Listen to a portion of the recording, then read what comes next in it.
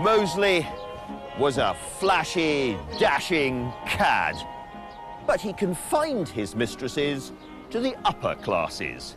His personal motto, vote Labour, sleep Tory. But when he finally settled down with the aristocratic heiress Simi Curzon, he promised an end to this vigorous hobby.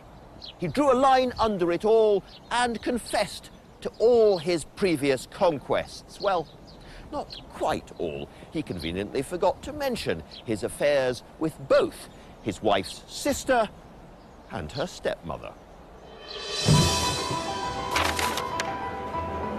But Mosley took his politics seriously. Influenced by Mussolini's social fascist experiment in Italy, he came up with one idea after another to solve the problem of unemployment. We have resources of craftsmanship, of skill, second to none in the world. But those resources must be mobilized for a great effort of a united nation.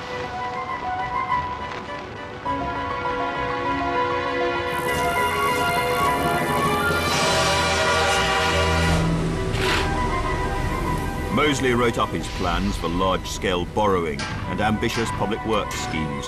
It was called the Mosley Memorandum. But standing in his way was the Chancellor, Philip Snowdon, a cold little man who blocked every radical policy to create jobs. Wildcat finance, Snowdon called Mosley's plans. MacDonald was a bit more sympathetic, but he flapped and dithered.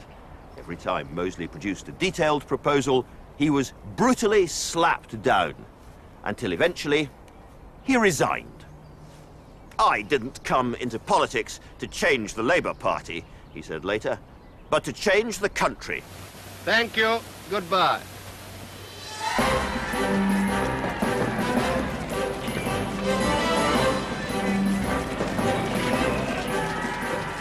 Very soon, the streets of Britain are swamped with lines of marching men in search of work, on hunger marches, or promoting a new big idea.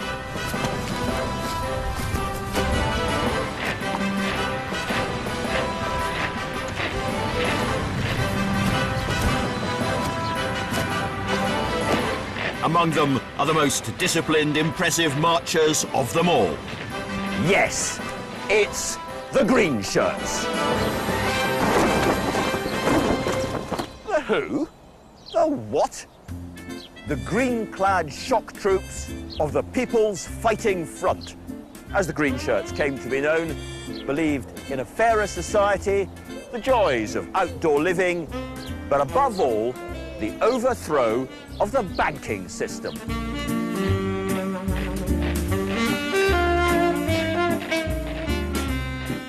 The Greenshirts were founded by a charismatic former scout leader called John Hargrave, also known as White Fox. Hargrave's movement had begun in the 1920s as a non-political organisation called the Kindred of the Kibbo Kift. They were dedicated to the joys of camping, handicrafts, world peace, and silly dancing. There was a lot of silly dancing in the 20s, but the mood of the 30s was darker.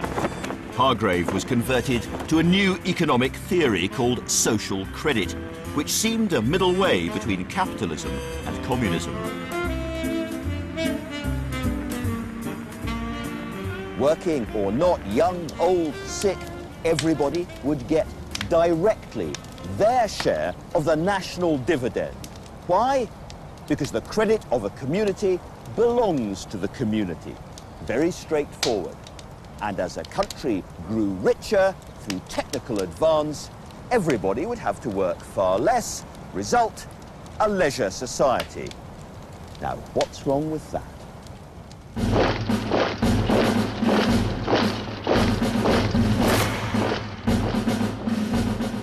Alongside the camping, the Greenshirt movement now came up with new political slogans and propaganda.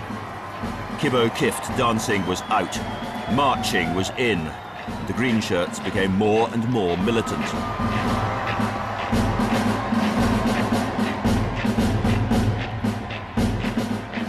A young unemployed man called Michael Murphy threw a green brick into the windows of number 11 Downing Street. On it were two slogans: issue the national dividend and power to the Greenshirts. Social credit had gone guerrilla, and the evolution of the Greenshirts from the mildly batty but entirely gentle Kibbo Kift to paramilitary street fighters is about as good a parable of the age as you're likely to get.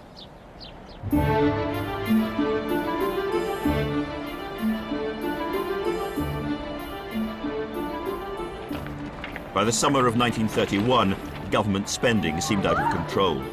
The Treasury demanded a £67 million reduction in payments to the unemployed, which is the equivalent of £3.4 billion today.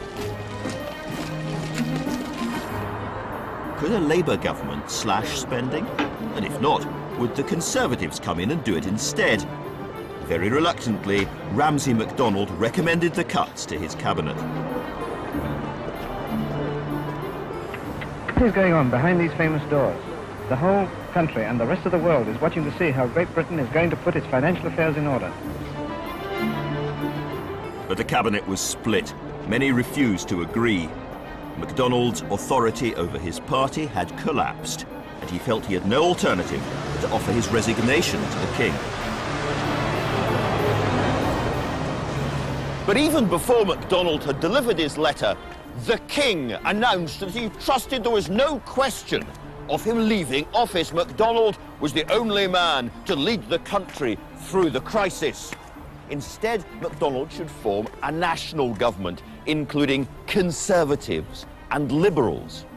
Now, MacDonald knew that if he did this, he'd be scuppered, in his own words, becoming a ridiculous figure, unable to command support and bring odium not only upon his party, but himself. Yet, flattered by the king, at this moment of crisis, that little bit of magic royal oil, MacDonald agreed. For the National Coalition to go ahead, MacDonald brought down his own Labour government. Parliament was dissolved. On the 28th of September, he was expelled from the party he'd helped to create.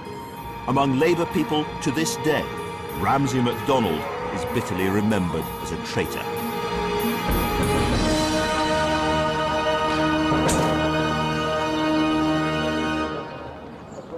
But in the general election that followed, MacDonald was rewarded with one of the largest mandates ever won by a British Prime Minister.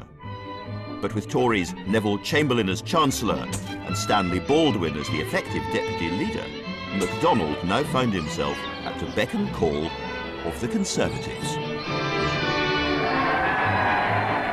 Conservatives win. Hooray for Ramsay Baldwin. One of Ramsay MacDonald's first challenges as the leader of the national government was to paper over the cracks in the British Empire. Here he is at last, the mystery man of India, Mr. Gandhi, dressed in just his loincloth, even in the chilly climes of Europe. He's carrying with him his pots and pans, which he declared at the customs. On September the 12th, 1931, Gandhi came to Britain to discuss the future of India.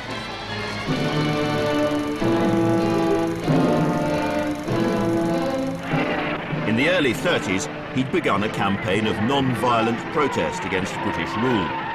The British government reacted by arresting some 100,000 Indians, including Gandhi himself. The empire was becoming a worldwide laughingstock.